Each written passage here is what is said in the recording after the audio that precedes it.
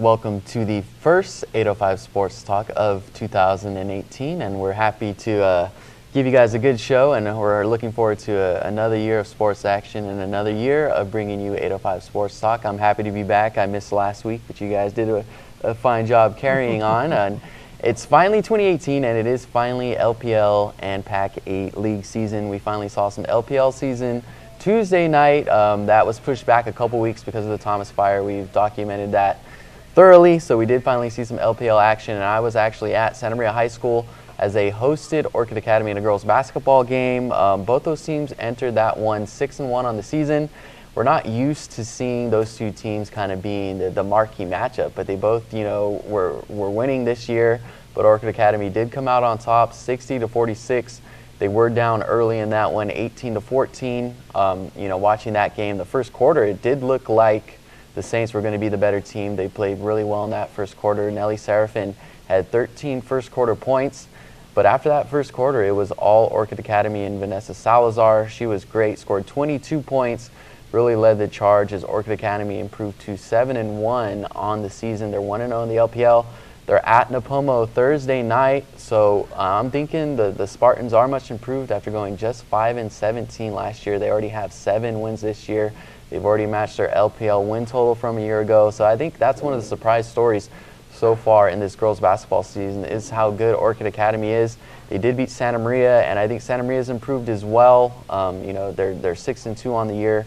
I don't know if they can compete for an LPL playoff spot, but they are competing to improve, and they're right there. I think they could definitely win a few LPL games. So we got to see how some of the other teams are shaping up. Napomo's probably going to be in the mix for a playoff spot, I would think. Cabrillo's, I think, clearly the leader in that league. Lompok's kind of taking a step back with how young they are, but I would expect them to kind of battle for second place. But I think Orchid Academy is right in that mix for a playoff spot. And talking to some of the coaches and players Tuesday night, they mentioned that they probably need about 4 more wins to clinch a playoff spot and be that 4th automatic playoff seed from the LPL. So Orchid Academy looked good. Vanessa Salazar, again, 22 points. Denijay Malikdom, 20 points. And they got some size as well. Mariah Lopez, their center, she had 10 points and about 8 rebounds. She really provided a post presence that Orchid Academy needed. And the Spartans look good, and I think they're going to be one of the surprises in the LPL and girls basketball on the Central Coast, as a whole. Moving over to you, Elliott, you got some girls basketball action last weekend. I missed all of last week on vacation, so you can kind of fill me in what you saw last week. You got to see Rigetti take on Clovis. That was kind of the marquee matchup of the weekend, I thought, and we weren't sure, the week that Rigetti was going to have. Taking on Cabrillo again and then taking on Clovis, which was a D1 runner-up in the Central section last year. How did Rigetti look last weekend? They look great. They lost their first game and have now won 9 straight. They lost to Cabrillo to open their season, and now they've got revenge against Cabrillo in their own tournament. And then they played a really good Clovis team. Like you said, they were a Central section finalist. They played in the state tournament last year. They had a lot of height. They had a lot of speed. They were a really good team, and both teams pressed from the beginning. They battled back and forth. Rigetti took an early lead, and every time Rigetti take a lead, Clovis would come back and cut it down. Clovis never actually got the lead in the game, but they did cut it to 1 at one point. Most of the time they were hanging around about 4 points back, and until the last couple of minutes where it became a foul fest. It was really a close game. Rigetti ended up winning by about 8 or 9 points. But that was only because they sank their foul shots. If there's one thing Rigetti really needs to work on, it's their free throw shooting. They were awful early in the game. They made them, most of them, they missed a couple down the stretch, but they made most of them at the end of the game. But they could have had a much easier time of it if they'd made their free throws earlier. And it was really, Rigetti's got some height. Not just St. Sheckard, Ashley Reynoso. They got a freshman center named Cavagon. Malia is at Cavagon.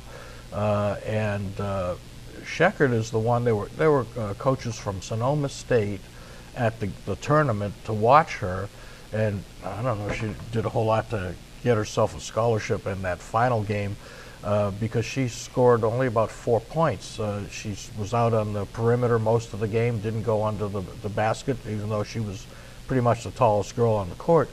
But Ashley Reynoso and Malia Cabagon, they picked up the slack. And I tell you, that Cabagon kid she's a freshman. In some ways, she reminds me of a young Allie Beebe. She's a raw talent, and when she learns the game a little bit more and she gets herself a little bit more under control, I think she could be unstoppable. And she's a freshman. She's really a tall kid, and she shows no fear. She'd go in, she'd make a shot, miss it, get the rebound, miss it, go back up again and make it. She had 10 or 11 points in the game and a lot of rebounds, and she was crucial.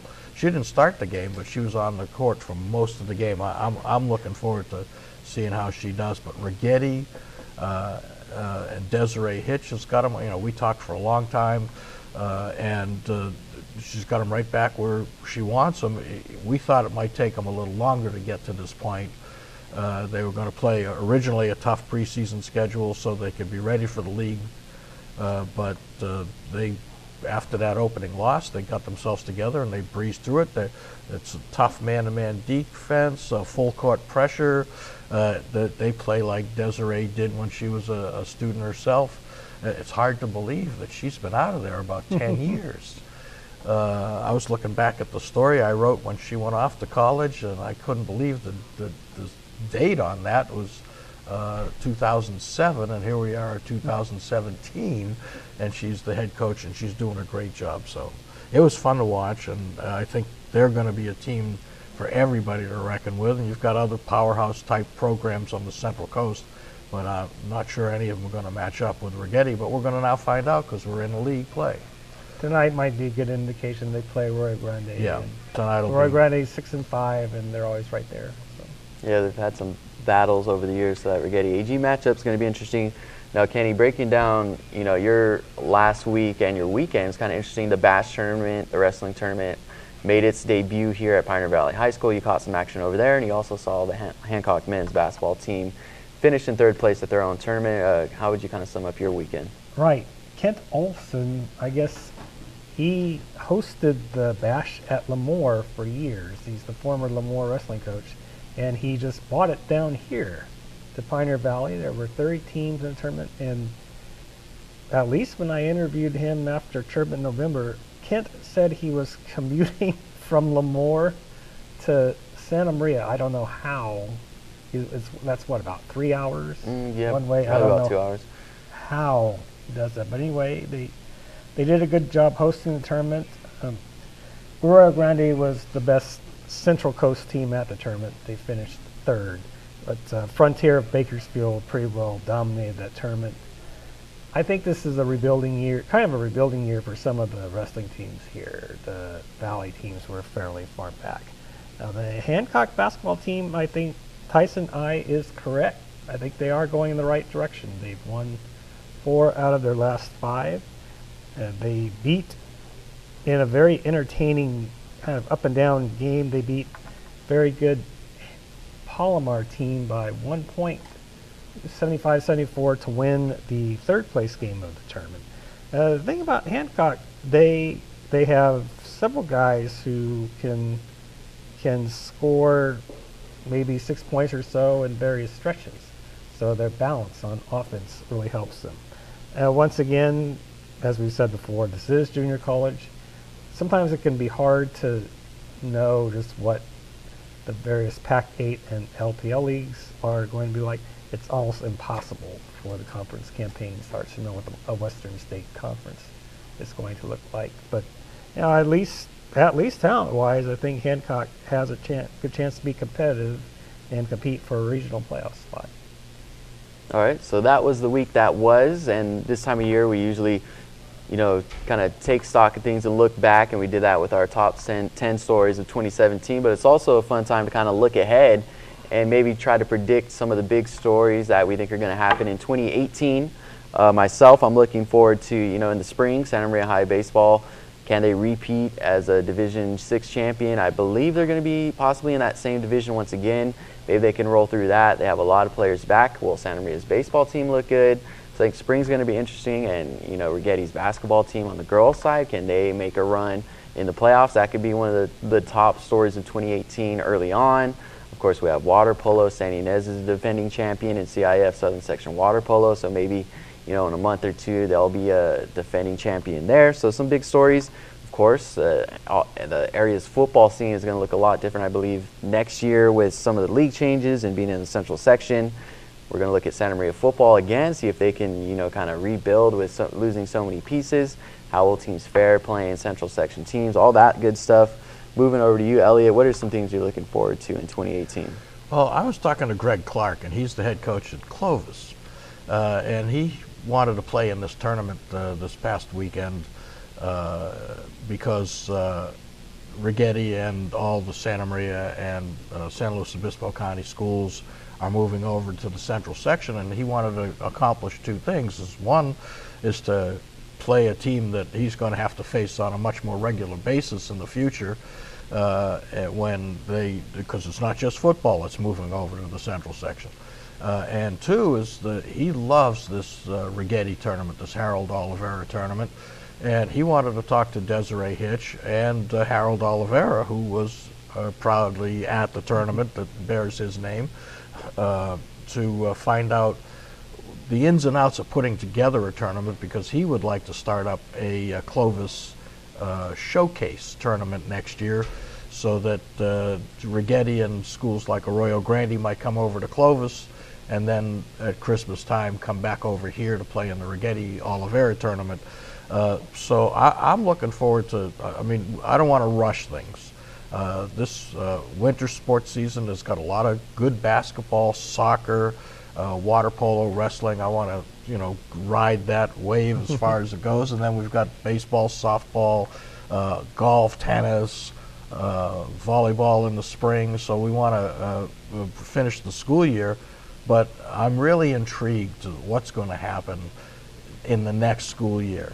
Lompo, Cabrillo, and San Ynez are staying on the Central Coast, and they're going to be playing down in Santa Barbara leagues. Basically, Carpinteria, Goleta, schools down there, they're going to be joining their leagues.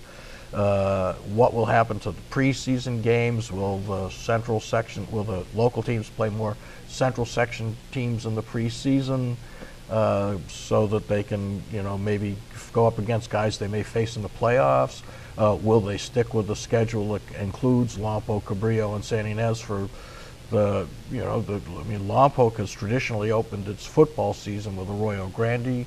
Will they do something different and play against the Carpinteria or one of the Oxnard schools? So, I mean, there's all kinds of scheduling things that I'm really looking forward to finding out. And I think that's going to be a huge story once we get into the midsummer and towards the fall. All right, Kenny, what are some stories or trends that you think are going to be big in this coming year? Well, obviously the move for most of our schools to the Central Section will be, it's interesting, the winter, and a lot of our winter and spring sports teams are playing their last hurrah in the Southern Section.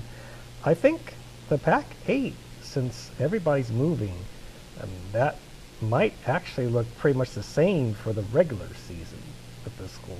Of course, those Potters League, it's going to be completely different. It'll be interesting to see where the LPL schools that move will wind up league-wise once they get to the Central Section. But once playoffs starts, it's going to be a brand new ball game. The Central Section seems to me to be very strong in some sports such as football, basketball. I think some of the Clovis schools are water polo powers. Not as strong depth in Central Section is a very good track section. Maybe not as strong depth-wise in some sports such as soccer and tennis and so forth. But football, Central Section is traditionally very competitive with some of the Southern Section schools, so it'll be interesting. But the playoffs are different. The divisions are different. That'll be interesting to see. It'd be interesting to see where somebody like Santa Maria ends up. They can't be in Division 12 because they don't have Division 12. Right. So that's all going to be really intriguing to see how that all shakes out. And, you know, from our standpoint, we're going to have to cover Southern Section schools, and central section schools all year. We might split our playoff time between going north and going south. I'm interested to see how we do enough juggling as it is to try and get as much coverage of the different teams, different sports, boys, girls, and with Lampo, Cabrillo, San Ynez, and also the Dunn School, which we cover, and the smaller Coast Valley League schools, which aren't going anywhere. So they're still all southern section, and you know, we've seen teams like Valley Christian Academy make great playoff runs, and football, volleyball, we've seen them in different sports. So we're going to have to be looking in south and east, and it's going to be, you know, a lot of juggling, but it'll be fun to do, but it's going to be different. That's for sure. We do cover local sports, but we will turn our attention to the national scene. Most people over, you know, the holidays love watching bowl games. We had the big college football semifinals on Monday. So we have another all-SEC championship game. I think we saw that a few years ago with LSU and Alabama, and we get that again. A lot of us over here on the West Coast probably aren't too thrilled about that. We do like to see some of the West Coast teams, you know, play for a national championship, even though it's been a while. And it's a Georgia-Alabama SEC matchup. Elliott, starting with you, what did you see from those semifinals, and what do you expect in that championship game between Alabama and Nick Saban?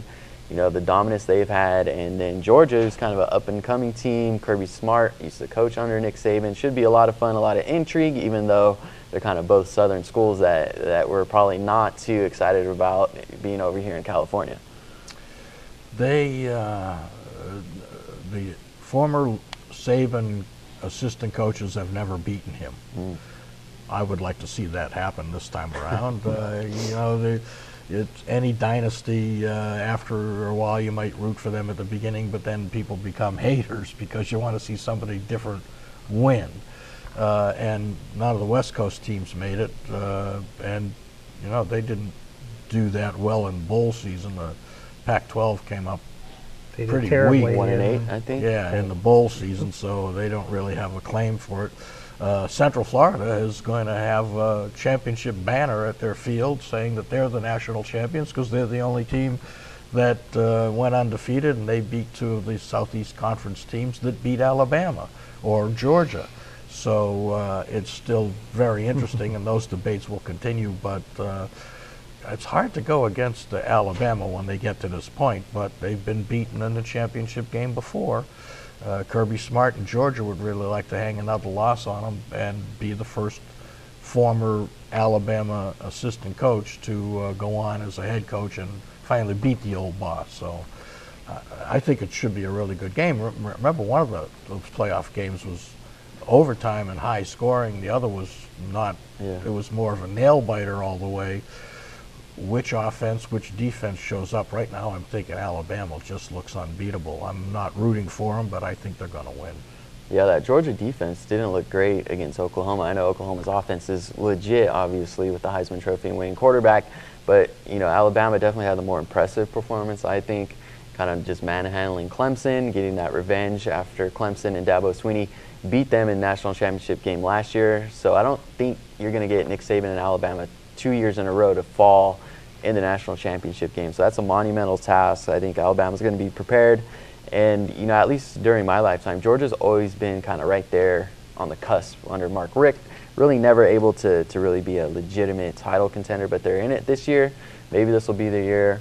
You know, I'm not too excited about it. Seeing the Pac-12 go, I think it was 1-8 in the bowl games was pretty disappointing.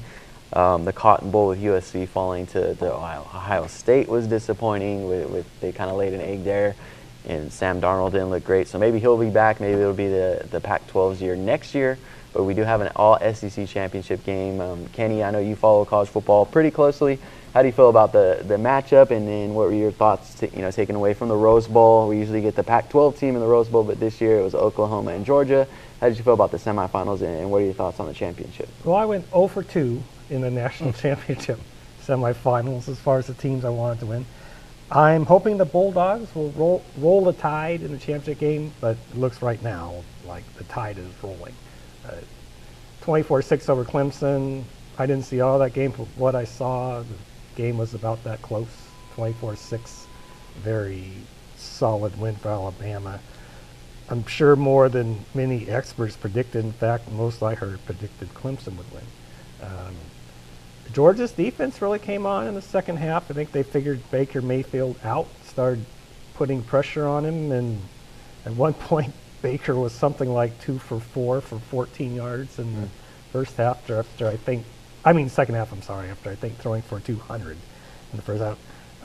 I think it will be a very good game, but I'm telling you, it's pretty hard to go against Alabama right now. I think they're healthy. I think they lost against, not to take anything away from Auburn, but I think they weren't fully healthy in the Auburn game, and now they've gotten healthy again. They're really looking tough. Yeah, and Alabama was, some people thought they would be, left on the outside looking in, weren't sure if they should be in the playoff after not even winning their conference. So they're in, and they're going to be favorites, I'm sure, to win the championship game. And Clemson was a 1 seed, and they just got dominated in the playoffs. So who knows what the future holds for the college football playoffs? It's 4 teams for now. I'm sure people want to see it 8 teams or however many in the future. But we got that championship game Monday night. So yeah, I'm sure we'll talk about that next week, but we got a lot of coverage planned for the rest of the week. We got PAC 8 basketball action, starts Wednesday night. St. Joseph plays at home, so we'll have some coverage from that. Some good LPL basketball action Thursday night.